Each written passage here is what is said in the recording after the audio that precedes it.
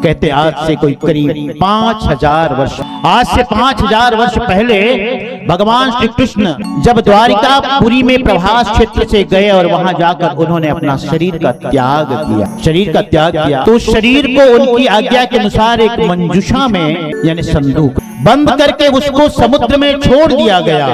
4 समुद्र में बहती हुई वह मंजूषा पूर्व दिशा की तरफ, दिशा मने पश्चिम में है द्वारिका, पूर्व में है पुरी जगन्नाथ। वह मंजूषा बहती हुई जगन्नाथपुरी पहुंची और तो बहती हुई जब पहुंची तो उस भगवान जगन्नाथ यानी भगवान श्री कृष्ण ने राजा इंद्रदमन को सपना दिया कि राजन, मंजूषा से मेरा शरीर निकाल करके तुम पुरी में एक मेरे नाम का जगन्नाथ मंदिर की स्थापना कर। इसको प्रभास क्षेत्र क्यों कहते हैं? ये प्रभास क्षेत्र इसलिए कहते हैं क्योंकि वहां सोमनाथ का मंदिर, वो पूरा एरिया जिसमें आ जाता है पोरबंदर, द्वारिका, सोमनाथ आदि। हम तो गए हैं, आप लोग भी गए होंगे कभी घूमने।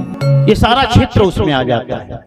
इसके अंतर्गत 12 ज्योतिर्लिंगों में एक ज्योतिर्लिंग सोमनाथ, और त्रिवेणी संगम भी है वहां, 3 नदियों का संगम। नदियां कौन सी है? एक हिरण है, दूसरी कपिला है और तीसरी नदी सरस्वती। हिरण, कपिला और सरस्वती नदियों का संगम भी है। भगवान श्री कृष्ण की अंतिम लीला जहां पर उन्होंने शरीर छोड़ा वो भी है, और इसका पौराणिक महत्व भी बहुत है। तो वह जो मंजूषा है बहती हुई पुरी में गई और उन्होंने सपना, उस मंजूषा में बंद उनका शरीर, और भगवान श्री कृष्ण ने सपना दिया कि इंद्रदमन, मंजूषा खोल करके मेरे शरीर को निकाल कर वहां एक मंदिर की स्थापना के लिए सारी तैयारी की गई। राजा ने एक बार मंदिर बनाया, समुद्र आता था प्रलय वेग, प्रलंकारी उसकी लहरें, जो ही मंदिर बन करके तैयार होता था अपनी लहरों से तोड़कर उसे बाहर।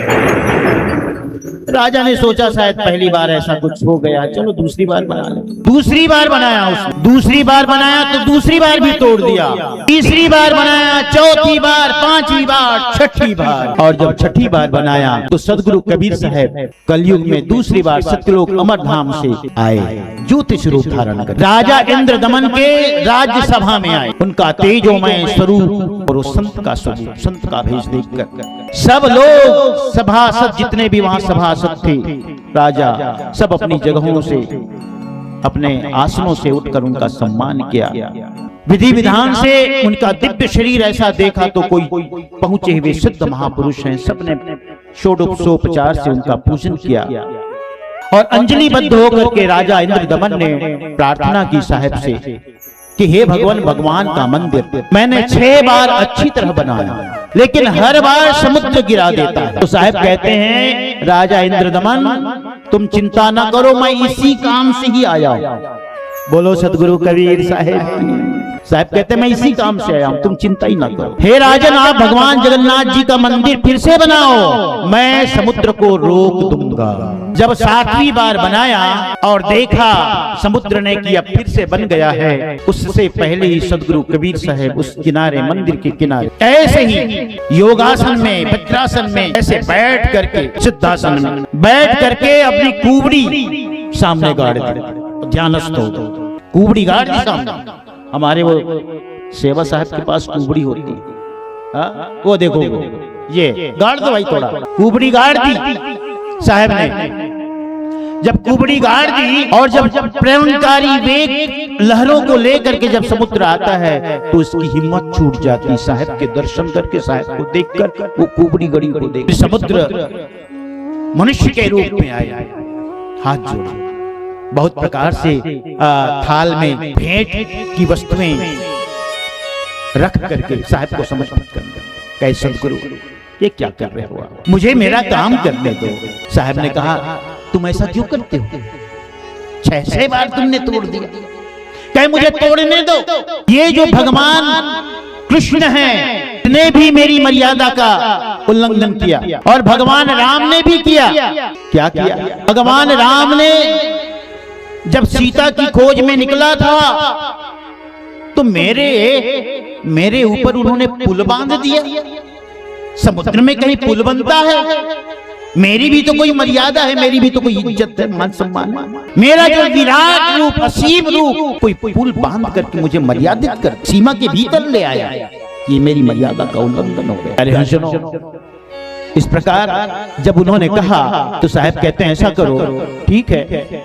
त्रेता युग में भगवान श्री रामचंद्र ने वानरों के साथ लंका जाते समय मेरे पर सेतु बंधन करके मेरी मर्यादा का उल्लंघन किया था, और उसके पहले भगवान श्री कृष्णचंद्र ने प्रथम द्वापर युग में अपनी शक्ति से जल को हटाकर द्वारिका पूरी बसाई। दो बार मर्यादा का उल्लंघन। एक बार मेरे जल को हटा करके किनारे अपनी शक्ति से, भगवान ही थे, लेकिन हटा करके अपनी द्वारिका पूरी बसाई। मैं देखता रहा, मेरे ऊपर पुल का निर्माण हुआ, फिर भी देखता रहा, अब न देखूंगा, मैं बदला लेके रहूंगा। इस प्रकार उन्होंने कहा कि मैं तो बदला लूंगा, लेकिन आप क्यों आ गए बीच में? आप बीच में मत ही पड़ो तो अच्छा, ना पढ़ो, आप साधु संत आदमी हो कि काहे पढ़ रहे हो। कभी कभी ऐसे व्यवहारिक जीवन में भी नहीं होता, हम ही लोगों को छोड़ो ना साहब, आप रहने तो जाओ, आप ये तो हमारे आपस की लड़ाई चल रहा है, हम लोग नहीं पट लेंगे।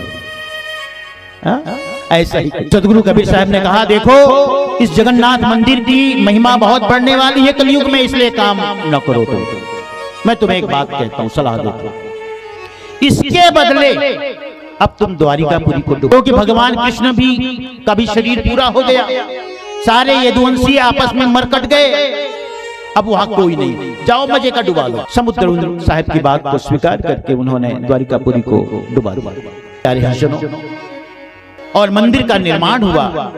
तो अब राजा तो बड़े ही उपकृत थे उनसे, साहब से उपकृत थे कि इन्होंने मंदिर का निर्माण तो साहब नहीं करवाया। तो राजा से कहा, राजा से भगवान श्री कृष्ण ने कहा, जगन्नाथ जी ने कहा, देखो ये सदगुरु कबीर साहब ने तुम्हारे मंदिर को बनवाया है, ये समुद्र की लहरों से टूटने से ये बचाया है, इन्होंने बचाया, इसलिए काम करो कि सदगुरु कबीर साहब का भी एक मंदिर बना दो। तो आप पूरी जाते हो तो देखते हो स्वर्ग द्वार जो कहते हैं, है ना? हाँ, साहब का भी मंदिर बना है।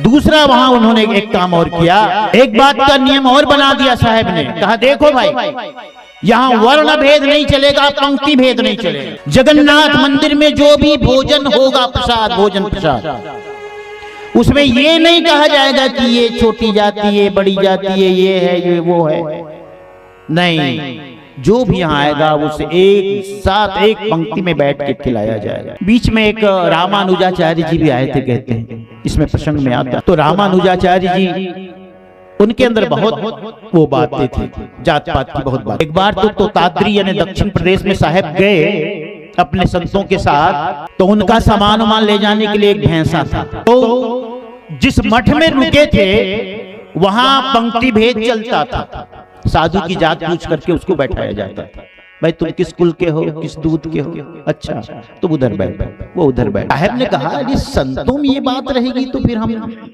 बात कैसे बनेगी? संत में यदि जाति भेद हो, हाँ, वर्ण भेद हो, मैं बड़ी जाति, मैं छोटी जाति, साहब तो कहते जात न पूछो साधु की पूछ लीजिए ज्ञान, और बोल करो तलवार का पड़ी रहन दो म्यान। अरे संत की कोई जाति पूछी जाती है? जाति से जो ऊपर उठ गया उसी का नाम तो संत होता है। ये तो जाति तुम्हारी होती, तुम्हें रोटी बेटी का संबंध करना होता है, संतों की कौन सी रोटी बेटी? क्या किया जानते हो? उस तोताद्री देश में, दक्षिण में साहब के साथ एक भैंसा था, वहां नियम था, जो ऋग्वेद का मंत्र सुनाएगा उसे ही, तो उन लोगों ने एक युक्ति रची थी, इन लोगों को पता है नहीं, वेदादि का मंत्र पता नहीं, सुनाएंगे नहीं तो अपने आप इनको कहना नहीं पड़ेगा, ये अपने आप इनको उधर चले जाएंगे। हम तो जानकार, साहब ये सब जानते थे, उन्होंने एक युक्ति अपनाई। क्या किया जानते हो? उसने जो साथ में भैंसा था, भैंसा, उस पर उन्होंने ऐसा दिव्य दृष्टि डाली और ज्ञान शक्ति से उसे ज्ञानवान बना दिया भैया भाई। और ज्ञानवान बना करके कहा, लो बोलो ऋग्वेद आदि के मंत्र बोलो। वो भैंसा बोलने लगा। फिर महंत से पूछा गया, लो भैंसा को बैठाओ, बैठाओ भैंसा को, जाति पाति मानते हो, बैठाओ भैंसा को। तो ऐसा है, साहब ने वहां एक नियम बनाया, कि यहाँ सबको एक साथ बैठना है, कोई जाति नहीं पूछी जाएगी, वर्ण नहीं पूछा जाएगा। तो बहुत बड़ा उन्होंने साहब ने काम किया प्यारे हंसनों। योग कंडो कुबड़ी आज भी वहां उसकी महिमा है। जगन्नाथपुरी जाते हैं तो आप देखते हैं छोटा सा मंदिर है, धर्मदास साहब की समाधि भी है। धर्मदास साहब के प्रसंग में इस बात को सुनाया गया। एक और प्रसंग आता है कि वैष्णवाचार्य रामानुज स्वामी है ना, वही जो मैं बता रहा था, वो जब वहां गए पुरी में तो उसने वही पंक्ति भेद किया। तो भगवान जो जगन्नाथ जी है वो सपना में दिया, ऐसे नहीं करना, यहाँ सब जगह चलेगा लेकिन यहाँ तुम्हारा नहीं चलेगा। लेकिन वो चित्त पे अड़े, तो कहीं और जगह रुके हुए थे, यहाँ आए थे लेकिन यहाँ विश्राम करने लगे।